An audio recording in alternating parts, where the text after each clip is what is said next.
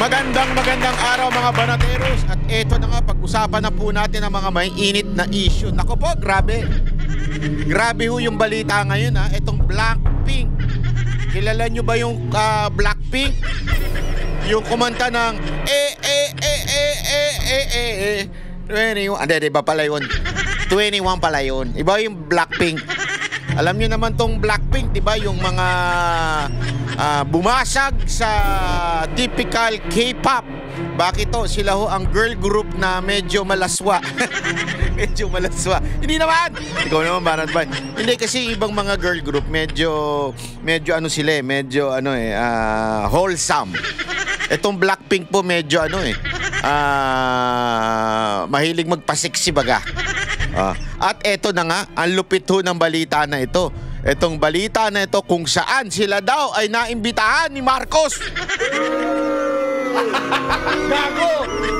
Sa kalagitnaan ng mga sakunang nangyayari, korupsyon, sa kalagitnaan ng mga matitinding panggagasta at mga katiwalian na nangyayari sa Pilipinas, at lalong-lalo na nangyari lamang dito sa Cebu.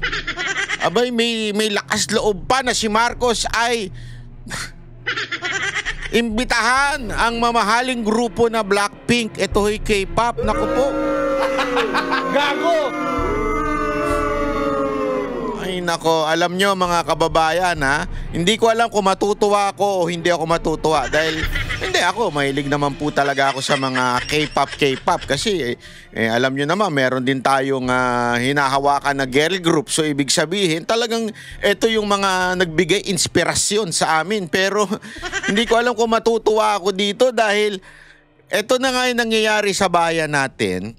Ang tindi ng korupsyon, at dahil sa korupsyon maraming namamatay dahil nga po sa mga bagyong nangyayari, lintik ang baha. Pero nagkaroon pa ng kapal ng muka itong si Marcos na imbitahan ng Blackpink di umano. Naku. Gago! Banat Bay, baka naman fake news yung sinasabi. Naku, si Banat Bay pa, hindi ito magpe-fake news Hindi tayo nagpe-fake news. Pero, saan mo ba nabalitaan niya, Banat Bay? Ito. Tingnan natin itong picture na ito. Ito po ay isang lehitimong balita. Ayan, naku po, pabihira. Ang sisiksi. Ano baga ang sabi riyan, Banat Bay? Ito, ang sabi riyan sa balita na yan. Sandali lang. Chotomate.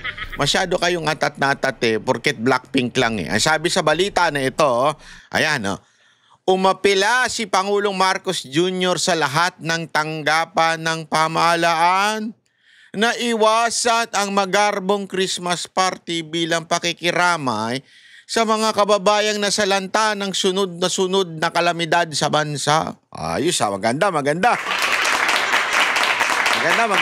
yung sinabi niya, maganda. Ayon kay Palace Press Officer Attorney Claire Castro, layunin ng panawagan ng Pangulo na ipakita ang malasakit at pakikiisa ng administrasyon sa mga Pilipinong patuloy na bumabangon mula sa pinsalang dulot ng mga bagyo at lindol. Wow. Okay.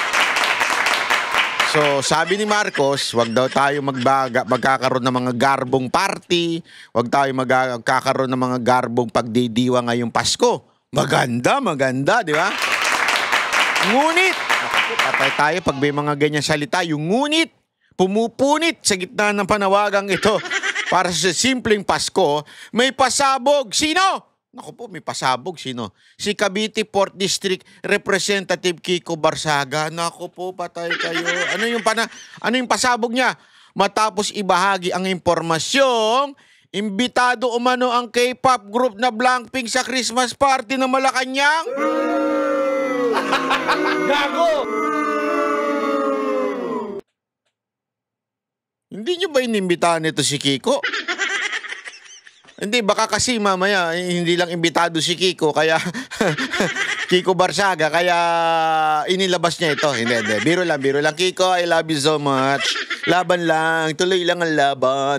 Hindi, sabi niya, sabi ni Kiko Barsaga, inimbitahan daw umano ang K-pop group na Blackpink sa Christmas party ng Malacanang. Naku po.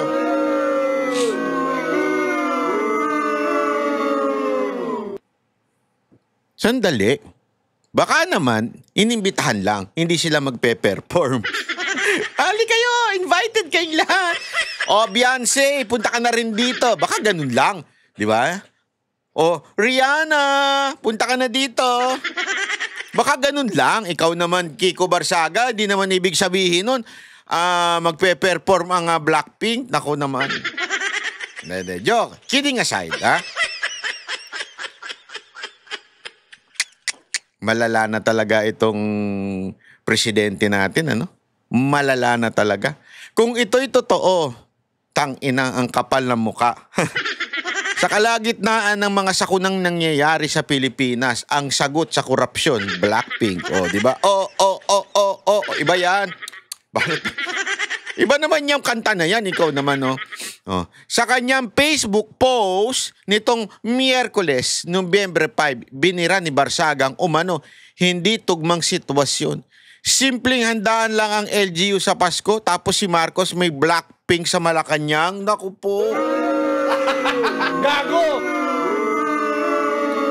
Dagdag pa niya, wala na talagang pag-asa ang Pilipinas. Naku po, patay tayo dyan. Ito ha. Kasi baka sabihin ng iba, hindi naman yan sure eh. Baka ano yan, baka ano lang yan, kwento-kwento lang yan. Ito kasi matindi dito eh. Dagdag pa niya. Ha? Ayon sa mga ulat, nakatakdang bumalik ng Pilipinas ang Blackpink. Uy, talaga palang pupunta ng Pilipinas. Sa Nobyembre 22 to 23, that's a fact. Para sa kanilang Deadline World Tour. Dahilan para lalo pang umigting ang epokulasyon. Anong espekulasyon? Habang nanawagan si Pangulong Marcos ng simpleng pagdiriwang, marami nagtatanong kung magiging simple rin ba ang Christmas party na Malacanang kung may Blackpink sa lineup.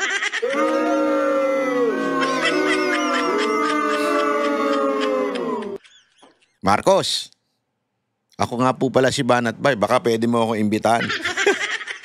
Para sama-sama naman tayo magsaya doon, di ba? Nang tut, turut, turut. Ay, ibang kanta rin pala, iba yun. Hindi, favorite ko yung kanta nilang Whistle eh. Lalo na pag kumikending-gending na ng ganyan. Gusto ko yung kanta nilang yun eh. Tsaka yung apate, te. Gusto ko yun eh. Gusto ko yun. Siyempre, mapapa-apate-apate na si Marcos doon, di ba?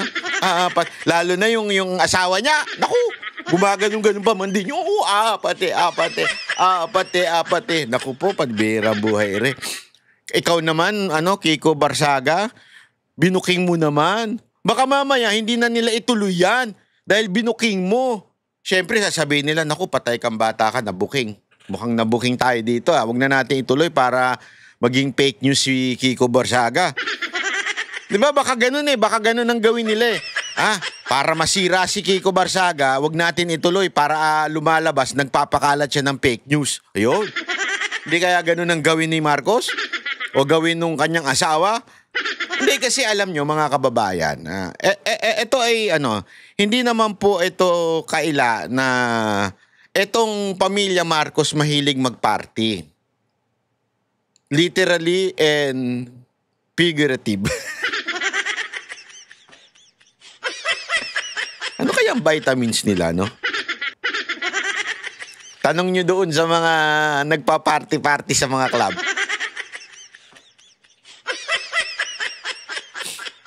Pero ingatan nyo kay Sandro ito, ha? Si Sandro pa naman, yung mga, di ba, ang mga napabalitang babae ni Sandro o yung girlfriend ni Sandro ay mahilig siya sa mga magaganda. Sa bagay, anak ka ba naman ng presidente kahit pangit ka? Sigurado kung makakakuha ka ng magandang babae, di ba? Na magmamahal sa'yo. Kayo naman, masyado naman kayo. Gago! Hindi, wag nyo naman inuhusgahan si Sandro porket gano'n ang itsura niya. Wag naman gano'n. Wag nyo naman inuhusgahan yung tao. Hindi siguro kung ako anak ng presidente din, sigurado maraming mai-inlove sa akin, di ba? Kung ako'y anak ng presidente, paano pa kaya si Sandro, matikas, payatot. Gago! Dilatang mata, di ba? Yan pa naman ang gusto ng mga ngayon yung mga dilatang mata. Hoy, wala akong ibig sabihin ng dilat na mata.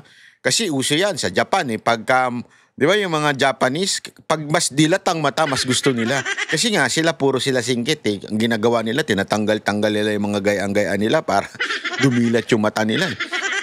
Si Sadr pa naman dilat na dilat ang mata niyan. Ganyan na ganyan yan, di ba? Syempre, magugustuhan yan ng mga ng mga Koreano, di ba? Ganyan ang gusto ng mga Koreano, kahit pansinin niyo yung mga itsura ng mga Koreano ngayon. Di ba? Yung mga Koreanong mga K-pop na lalaki, di ba? Mga supposedly singkit pero ang lalaki ng mata. Di ba? Kasi nga, ganun ang, kung ano yung kabaligtaran, yun ang magaganda Kaya ganun, tayo mga Pilipino, di ba? Tayo ay kayumanggi, fair tayo, pero marami sa atin, pag mistisa, maganda na meron nga tayong kasabihan sa Pilipinas. Ito kasabihan to sa Pilipinas na hindi ako nag-agree. Meron na tayong kasabihan sa Pilipinas. Mas gusto pa ng mga Pilipino ang pangit na mistisa kesa sa magandang morena.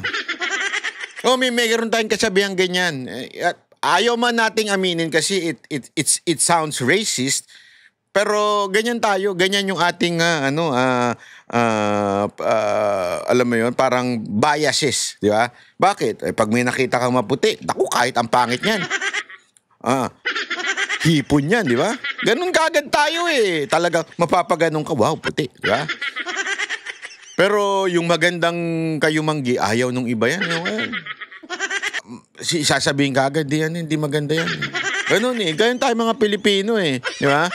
Bakit? Hindi ko naman sinasabing racist. Kaya lang talagang minsan kasi kung ano yung opposite mo. Sabi nga, opposite attracts, di ba? Kung ano yung opposite mo, doon ka na-attract. Kaya yung mga Koreana, ma-attract yan sa mga dilatang mata. Gago! Kaya ingatan ninyo yan si Sandro dyan, baka magustuhan ng Blackpink yan. Hindi, pero ito ay malalaman natin. Kasi sigurado ako, mahirap din cancelin kung sakasakaling totoo yung sinasabi ni Barsaga. Kung sakasakaling totoo ang sinasabi ni Kiko Barsaga na ito po ay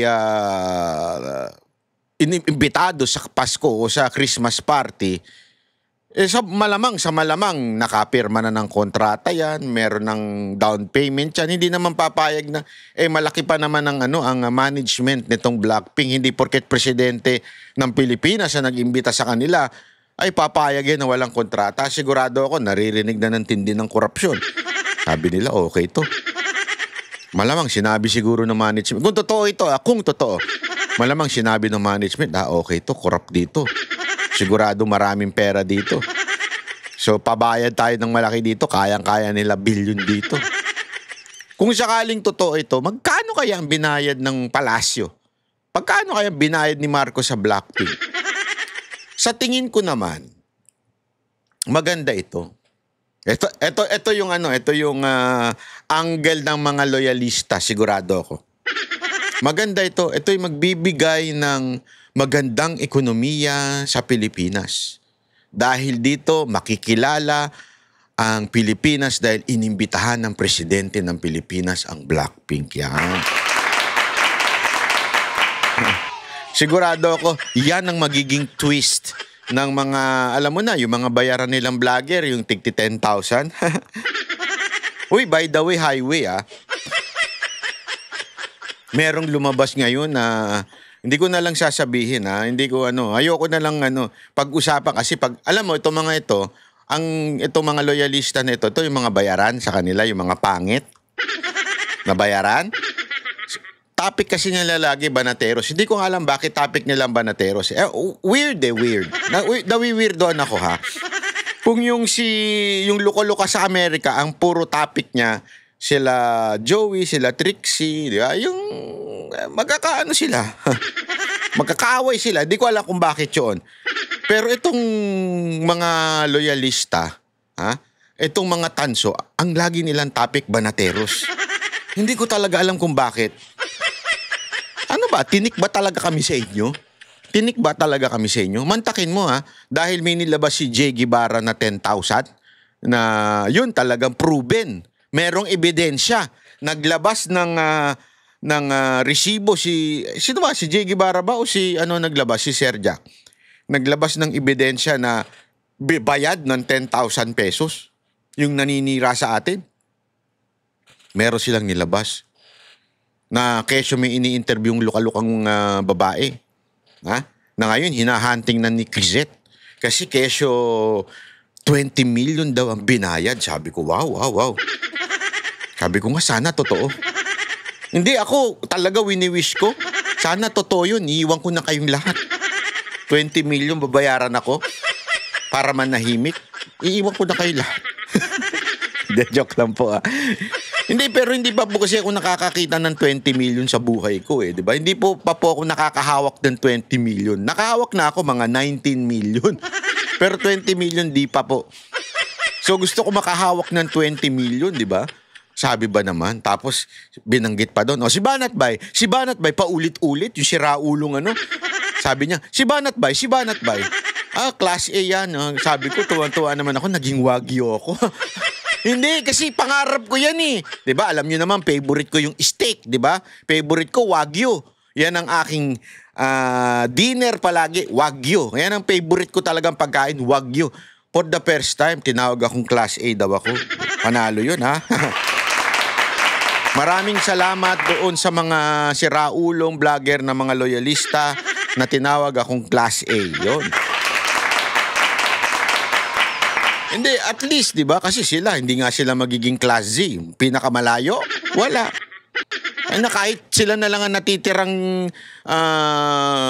tao dito sa mundo na ito, walang papatol sa mga yan. Ay, itsura pa lang yan, kadiri na di ba? Masusuka ka na itsura pa lang yan. Ngipin pa lang yan, Brad. Pagka sinungal-ngal kayong ngipin yan, sigurado ko matatae ka. O masusuka ka sa sobrang kadiri niya, no? Hindi, kasi alam mo, nagtaka lang ako doon sa video na yun. Doon pa lang sa simulang sinabi niya, alam mo na kagad fake news. Bakit? Sabi ba naman niya, di ba dati akong nasa payroll ng mga Duterte? Gago! Tangina, doon pa lang, kahit wag mo na kaming banggitin, alam na ng tao, fake news ka Bakit? Ikaw babayaran? Hambirang buhay, oo. Babayaran ka? Wala ka nga utak Ngipin nga, wala. Utak pa. Di ba? Tapos babayaran ka? Una-una, ang Pangulong Duterte hindi nagbabayad dyan. Ever since kuripot yan. Alam mo kung ano lang natanggap ko sa mga yan? Alam mo kung ano? Sasabihin ko na sa'yo. Ang natanggap ko lang dyan, suha. Tuwing Pasko, suha. Alam mo, hindi, pero na-appreciate ko naman yun yung binibigay ng Malacanang noon. Every time na Pasko, birthday ko, asahan mo may suha ako dyan. Totoo. Eto wala, diretsuhan tayo. Sabi ko nga, sana naman next time durian. Para medyo, alam mo yung mas mahirap-hirap naman bilhin. Suha. Kaya nga yung sinabi niya kagad, doon kagad di ko na tinuloy yung video na yun na sinabi niya sa akin sinabi niya na dati daw siyang nasa payroll ng mga Duterte. Doon pa lang alam mo ng kasinungalingan. Una, wala kang utak. Wala ka namang followers. Wala kang big channel. Bakit? Palamura ka. Laging natatanggal yung channel mo. Sinong naniniwala sa'yo? Wala. Siguro nga kahit nanay mo hindi naniniwala sa'yo Tapos sasabihin mo, nasa payroll ka ng mga Duterte. Diba? Sigurado ko, mga kababayan, etong mga bayarang loyalista na vlogger na ito, palalabasin pa nila na etong pag-imbita sa Blackpink ay isang magandang gawain ni Marcos. Kasi sila ganyan kain tayo sila Kahit anong isubo sa kanila, tae, kahit yung basang tae iinumin niya mga yan. Kasi nga, pagbayad ka, kahit anong gagawin mo. Kahit pangit, pagagandahin mo. Kahit palpak, sasabihin mo maganda. Kasi nga, bayaran ka ito, literal na kung ito'y totoo. Kung ito'y totoo na sinasabi ni Kiko Barsaga. Uy, sounds familiar. Kiko Barsaga. Ito'y isang malaking kalapastangan sa bawat Pilipino. Ito'y isang matinding pagmamalabis.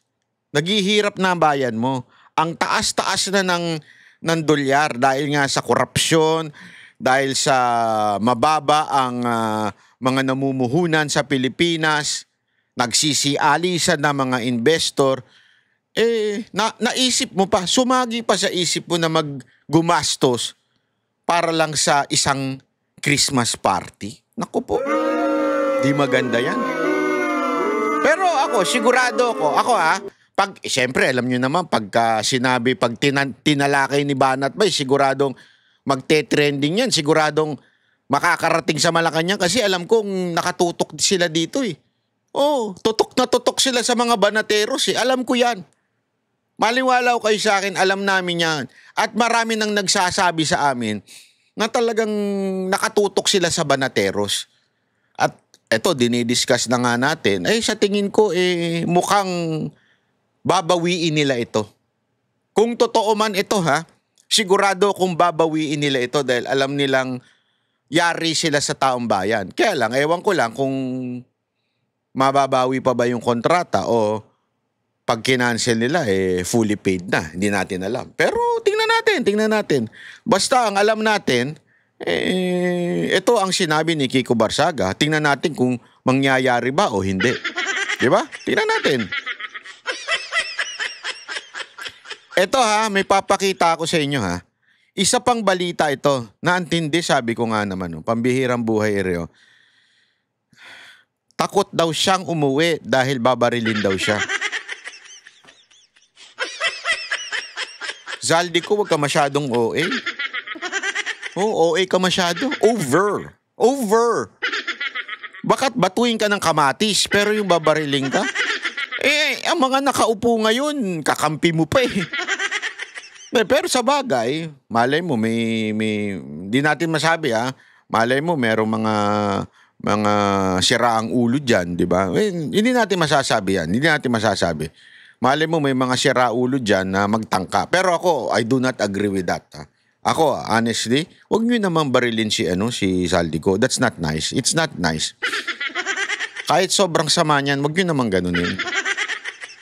Wag yun, masama yun yung mga nagsasabing babatoy na lang ng kamatis, o kaya ng itlog, yun, medyo, hindi ko sinasabing okay pero wag naman yung ganun, Please lang, panoorin natin.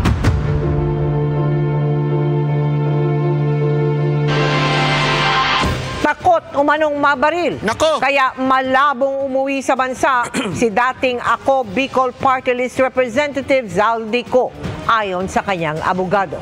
Sinagot din ng abogado ang ilang aligasyon laban kay Ko.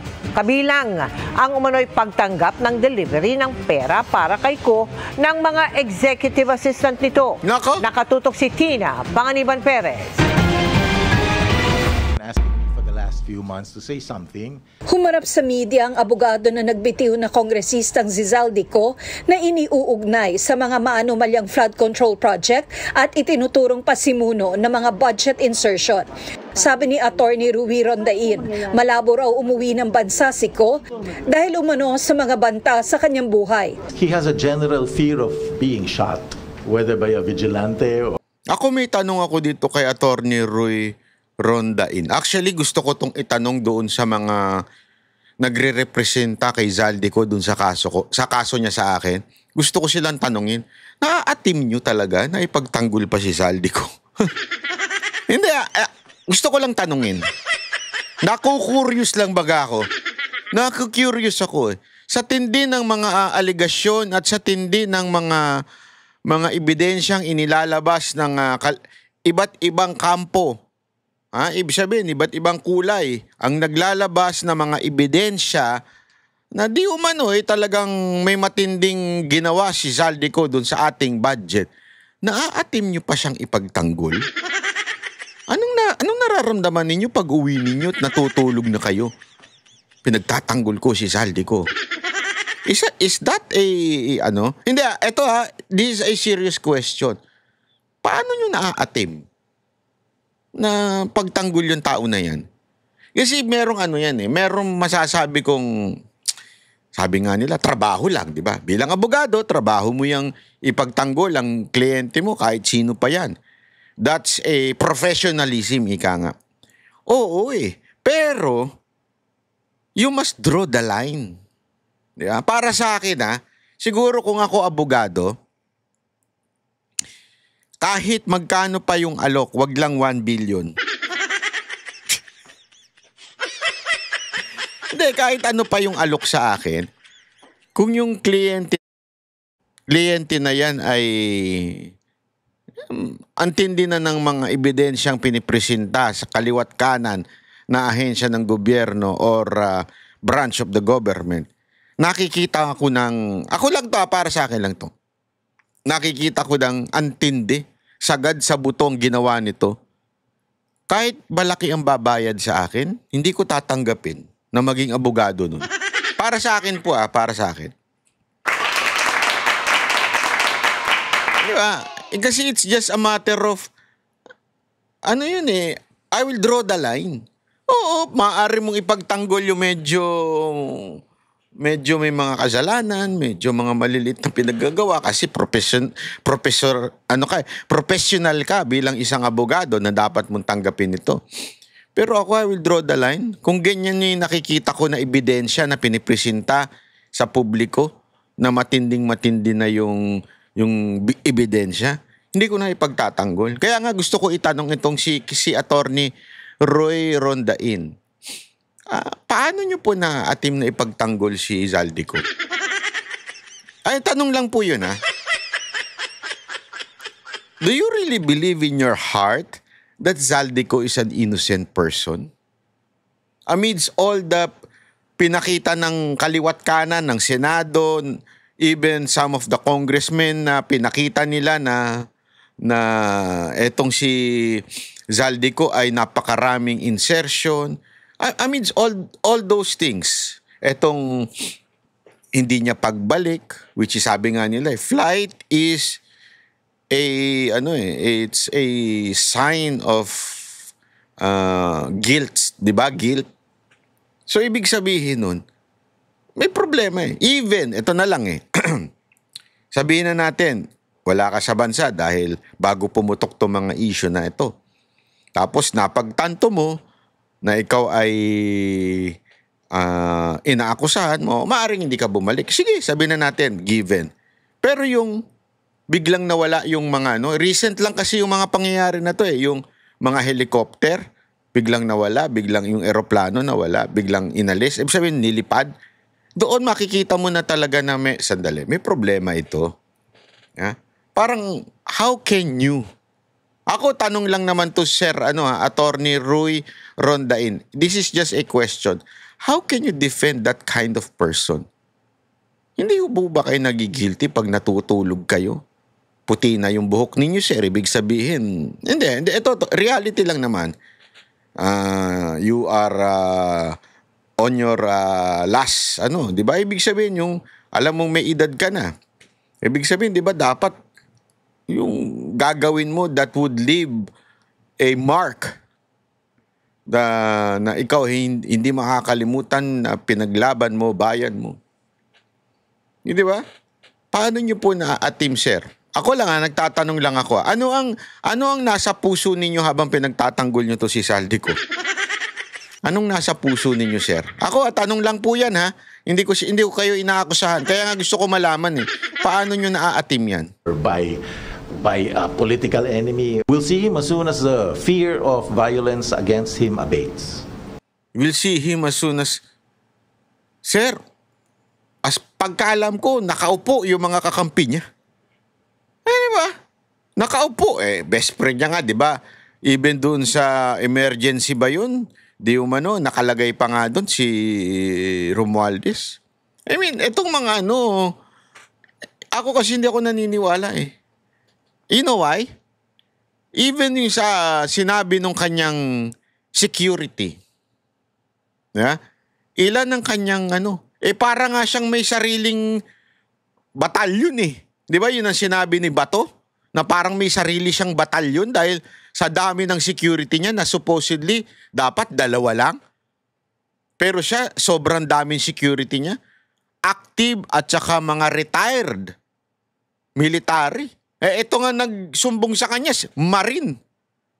So, tapos sasabihin nyo, natatakot siya na umuwi. Yun ang dahilan kung bakit siya ayaw umuwi dito. Natatakot siyang barilin. Hindi ako Kung ako, eto sa akin lamang po ito Hindi ko sinasabing sa kanya. Pag ako wala akong ginawang masama, wala akong ginawang mali, lalaban ako. No matter what, haharapin ko lahat. Kasi alam kong malinis ako eh. Mapatay man nila ako, alam kong malinis ako. May magawa man silang masama sa akin, alam kong malinis ako, aharap ako sa Panginoon at alam kong sasabihin sa akin ng Panginoon mabuti yan, pinaglaban mo ang tama. Di ba? Ganun eh. Pero kung alam kong hindi ko pinaglaban ng tama at meron akong inapakan, meron akong dinehado, abay talaga magtatago ako. Sa akin ho ito sa akin ho ito. Kaya parang hindi ako naniniwala doon sa sinasabi nitong abogado na ito na natatakot daw siyang mabaril, mapatay. Una, ang mga nakaupo ay kakampi niya. Pangalawa, sa dami ng security niya, natatakot siya. Diba? Ako, matatakot ako kung alam kong tarantado ko, marami kong ginagawang mali, baka pati yung mga security ko magalit sa akin. Tama, mali? Di ba? Totoo naman yun eh. It's a given fact. Di ba? May mga security ka. May mga pumoprotekta sa'yo. Pero kung alam mo, loko-loko ka, dinidihado mo yung mga security mo, at alam ng mga security mo, nang aapa ka ng kapwa, nang aapa ka ng mamamayang Pilipino, naturalmente, kahit sila mapapaisip, tama bang pagsilbihan itong tao na ito? Tama bang protektahan itong tao na ito? Pero kung ikaw'y walang ginagawa na masama, at ikaw'y lumalaban para sa bayan, at ikaw'y nagsisilbi sa bayan, siguro, yung mga security mo ay lalo pang magiging, matapang dahil ito yung gusto naming pagsilbihan, ito yung gusto naming protektahan, yung ipaglalaban ng bayan. Tama, mali? Ewan ko So, I don't know. Huli umanong nakausap ni Rondain si Ko kagabi, pero hindi umano niya alam kung nasaan ito. Matatanda ang nagpunta si Ko sa Amerika para umano magpagamot, pero hindi na alam ngayon kung nasaan na siya. Ang hinihintay, tugon ni Ko sa mga alegasyon sa kanya. Naglabas ang Office of the Ombudsman ng utos para magsumite si Ko ng counter affidavit. Let me be clear. I have not seen any complaint. I don't know what he's supposed to answer. Ako, medyo napaisip ako dito napaisip ako dito. Wala pa daw siyang nakikitang any complaint. So yung mga pautot ng ICI, yung mga paandar ni Remulla, ano yung sinasabi nila sa publiko? Nakakasuhan, sisigurado yung makukulong. Di ba? Kasi wala pa daw eh. Wala pa daw ito natatanggap na kahit na anong reklam. Imaginein mo etong issue na to last year pa. Hanggang ngayon, anak ng putang ina, matatapos na yung taon. Wala pang complaint si Zaldico. Wala pang demanda si Zaldico. Unless this guy is a liar. He's a lawyer, but I don't think, I don't know if he's a liar. Pero that's a fact. Kasi di naman niya siguro sasabihin niya kung meron siyang hawak na demanda. Kasi sigurado ako, pwedeng madisbar yan pag nagsinungaling na may hawak pala siyang demanda pero walang demanda, sinasabi niyang wala. So ibig sabihin, more or less, tama itong sinasabi nitong abogado ni Zaldico na wala pa siyang nakikitang complaint. So asa na yung mga eme-eme nito ni Remulla, etong eme ng ICI, di ba? Asa na? O ito pang isang kapatid niya, meron pang ipapakitang mga kulungan daw. Ano to eme-eme nyo? Puro hanas lang ninyo yan? Tinatarantado nyo, binubudol nyo na mga Pilipino, wala pala kayong ginagawa. Yung ba sinasabi ninyo? But that said, ang observation ko is that the Ombudsman Boying Remulla has already said that he intends to file these cases by November 25. November 25. Now, assuming Mr. Ko is served today, that doesn't give them a lot of time for him to answer. The Ombudsman has already prejudged this case. Hinihinga namin ng Grabe. tugon dito ang Ombudsman. Itinanggi rin ni Attorney Rondain na may delivery ng pera kay Ko na tinanggap ng mga executive assistant nito. They were no longer connected with him at the relevant time. Now, if you're asking me whether or not there were deliveries to Representative Ko at any time, no. Categorical. Sinabi rin ni Attorney Rondain na hindi rin anya totoong humingi si Ko ng 25% na kickback sa mga proyekto. Ang mga helicopter na umunoy pag-aari ni Ko ay pag-aari ng Misibis Aviation. Kinwestiyon din ng abogado ni Ko ang balak na pag-forfeit o pagbawi ng pamahalaan sa mga ari-arian ni Ko. A civil forfeiture will require proof and a final decision that the forfeited property was illegally acquired. How can something that was acquired by a company 17 years before he became a congressman be illegally acquired? Ayon kay Rondain, 4.1 billion pesos na ang net worth ni Ko nang maging kongresista noong 2019 at posibleng nasa 5 billion pesos na ito ngayong 2025. Pero hindi anya ito indikasyon na may ginawang krimen si Ko. Wala rin anyang koneksyon si Ko sa SunWest na nakakuha ng milyong-milyong pisong halaga ng umano'y ghost flood control project sa Oriental Mindoro. Talagang nanginginig yung no? Nagbabalita na to, no? Parang divest na siya mula sa kumpanya bago pa umano maging kongresista si Ko. Para sa GMA Integrated News, Tina Panganiban Perez, nakatutok 24 oras. ayan. So, ayun na nga po. Pero ito alam mo mga kababayan, sabi nga nila kahit anong pagbalibaligtarin mo mundo, kung walang problema itong si Zaldico, hindi ito dapat magtago. Dapat harapin niya. Di ba? Naalala ninyo nung ginaganyan nila si Tebes, di ba? O, harapin mo ko, sumarapin mo, ganyan. O nung kay Pastor Kibuloy, harapin mo yung ano. O, bakit dito? Ganyan ang antono ninyo. Hindi nyo naman pinahaharap yung tao na yan. Ibig sabihin, may problema talaga. O, eto may matinding dito. May matinding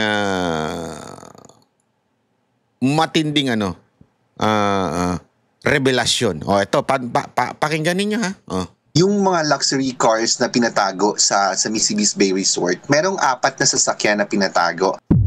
Nako. I found out na may mga Pinatago daw. Nako, malupit ito. Tingnan nga natin. Ano ba ito? employee na nasa payroll ko pero wala naman sa Misibis Bay Resort. Nasa payroll ko siya, si Mr. Colasio. Ito si John Mark Delfin Ignacio.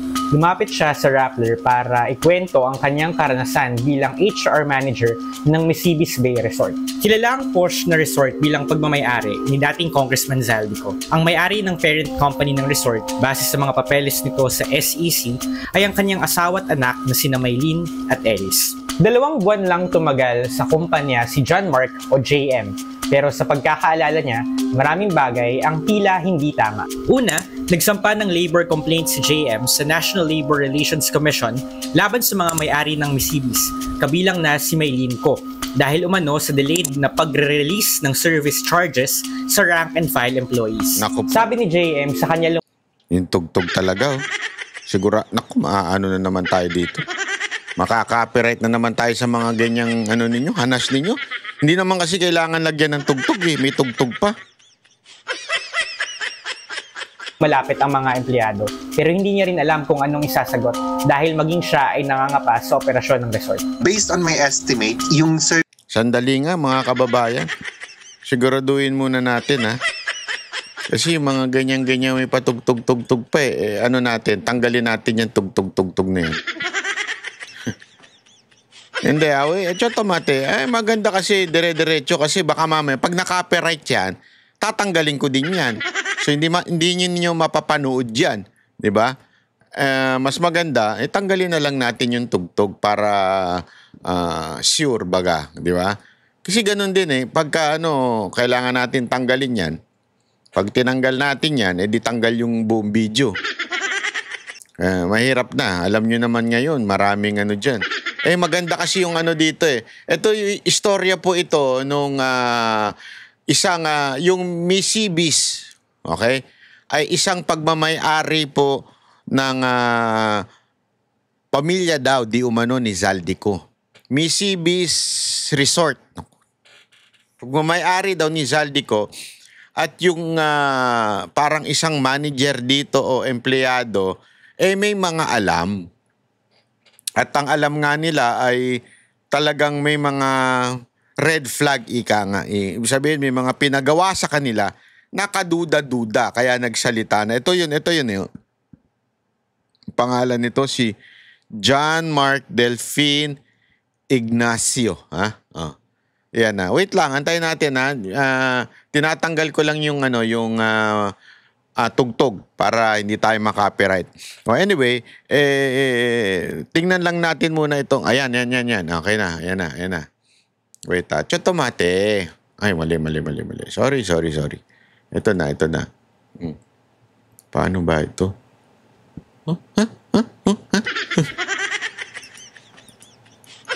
Ayan. Kabilis lang ito, mga kababayan. Para mas mas maintindihan pa natin ng husto kung ano yung sinasabi nito. Para mas maipaliwanag natin kung bakit kailangan talagang umuwi ni Zaldico. Ang problema dito kay Zaldico, panay ang palusot. Kesyo, meron daw gustong bumaril sa kanya. Sabi ko. Baka siya pa talaga yung natakot na may babaril sa kanya. Maniwala kayo sa kanya. Ako dito, ito, yung mga ayan. luxury cars Wait lang. na pinatago sa Misibis Bay Resort. Merong 4 na sasakyan na pinatago. Yan. I found out na may mga employee na nasa payroll ko pero wala naman sa Misibis Bay Resort. Nasa payroll ko siya, si Mr. Colasio. Yan. Ito si John Mark Delfin Ignacio.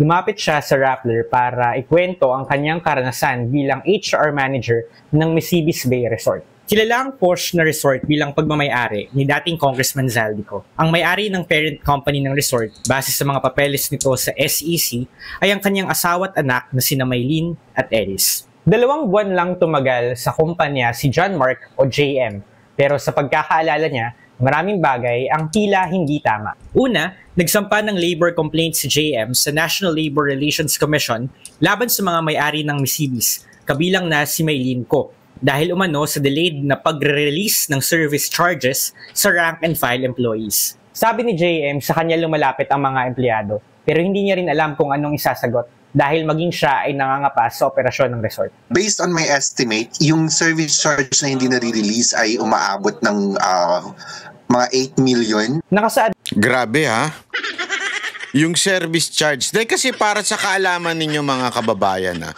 yung service charge, yan po yung ipinapataw ng restaurant o di kaya ng hotel or any company doon. Basta yung mga serving company na dapat mapunta 100% sa mga empleyado.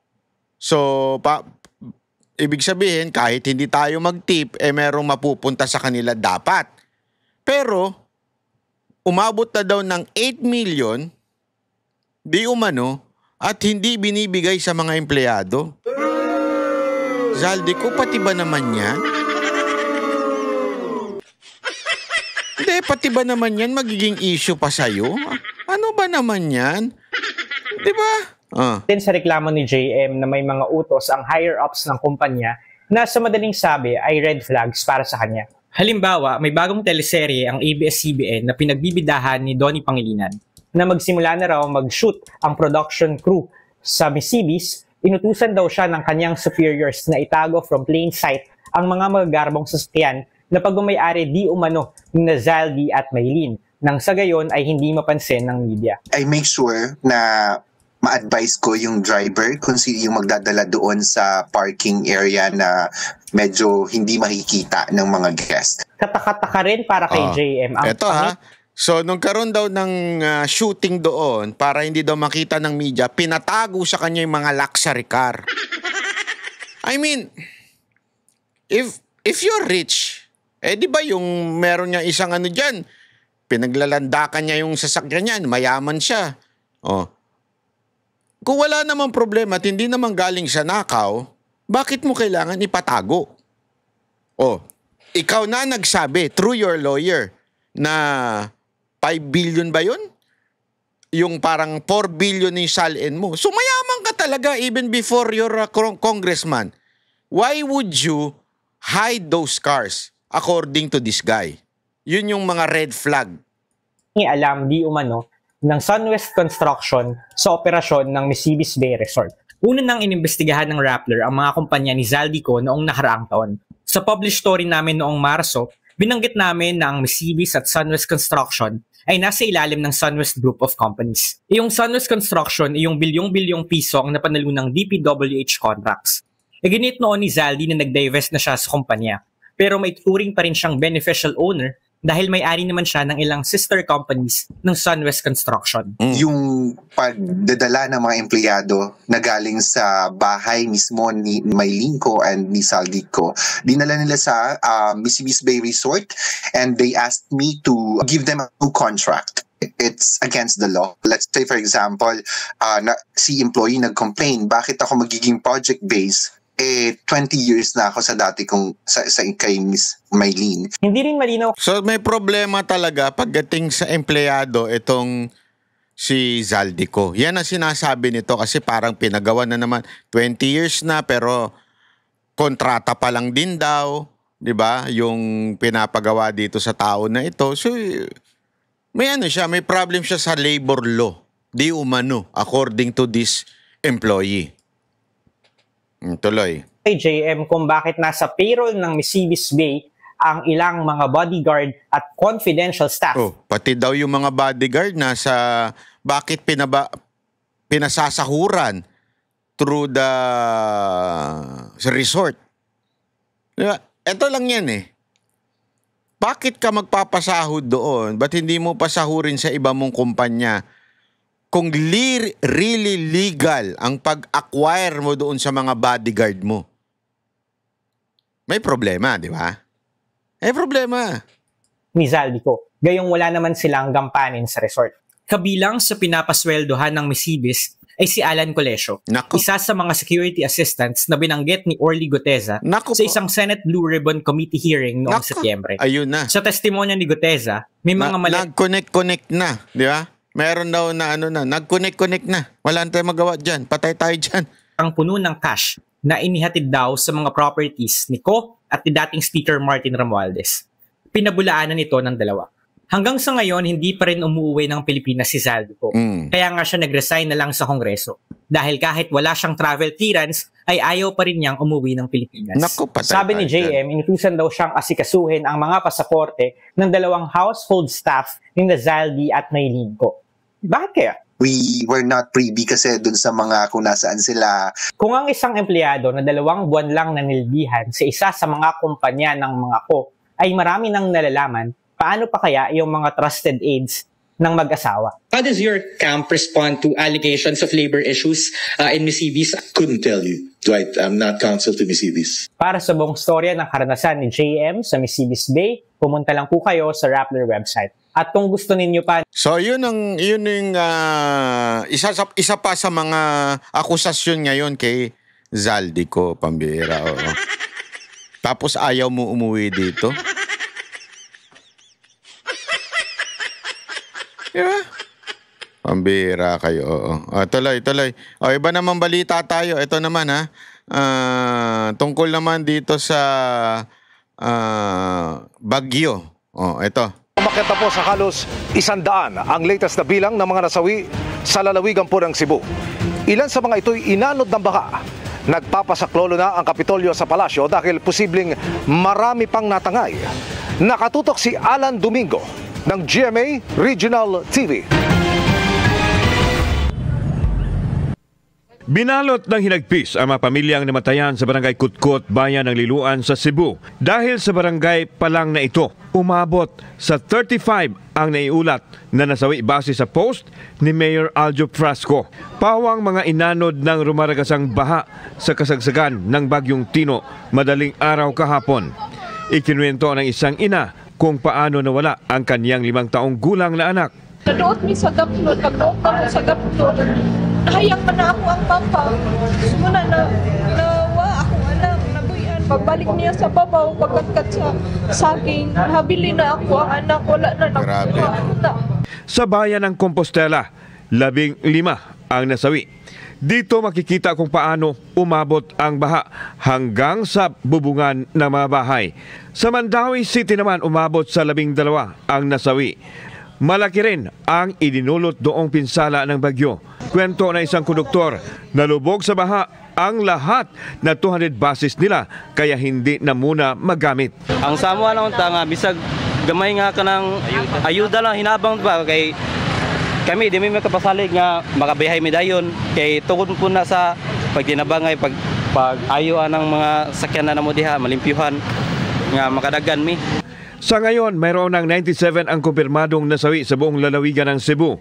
Ayon kay Gobernador Pamela Baricuatro, humingi na sila ng tulong sa national government para sa search and rescue operation dahil naniniwala siya na mas marami pa ang natangay ng baha. Nangayo tag reinforcement sa national. Kay max out jud kayo ang ato mga responders karon because of course ang Cebu City sad nanginhanglan sad sila tabang. So we've already talked to Malacañang yesterday regarding sa reinforcement sa ato mga responders. So and we also talked to Secretary Teodoro. So the ILG, so that's why nagpadala sad sila og mga responders from Coast Guard, AFP, PNP, Philippine Navy. Pinulong din ng gobernador ang mga stakeholders para maibalik agad ang basic services. We want to restore. Masipag talaga itong governor na ito, no? Buti na lang wala na yung mayabang dyan. Hindi, kasi totoo naman eh. Yung dating governor dyan ubod lang ng yabang, walang laman eh. Di ba? Totoo. Power and water as soon as possible. So muna atong priority karon aside from the ongoing rescue operations. Para sa GMA Regional TV Balitang Bistak at GMA Integrated News, Alan Domingo, nakatutok 24 oras. Ayun. Ayun na nga po mga kababayan. Alam nyo, pinakita lang po natin yan kasi matindi po ang alam nyo, matindi po ang nangyayari dyan sa Cebu. Kaya nga hindi ko magets yung sinasabing ang iimbestigahan yung Dolomite, di ba? Sa dami-dami ng problema sa Cebu, sasabihin naman nila, pwede naman sabay. Oo nga, alam ko naman yan. Pero dapat, alam mo yun, ang focus muna dapat natin doon, di ba? Ay nako, mga kababayan, hindi ko talaga maintindihan. Anyway, ito na po yung question natin na para sa tatlong mananalo na tigpa 500 pesos na GCash. Sino yung empleyado di umano ni Zaldico na nagbulgar na mga katiwalian di umano doon sa kanyang resort? Di ba? Sino itong empleyado na ito? Ayan, okay? So maraming salamat po. Ako po si Banat Bay. Magkita-kita po ulit tayo. Bye-bye. Yan ang Banateros, boses ng ordinaryo Pilipino. Banateros ay walang makaka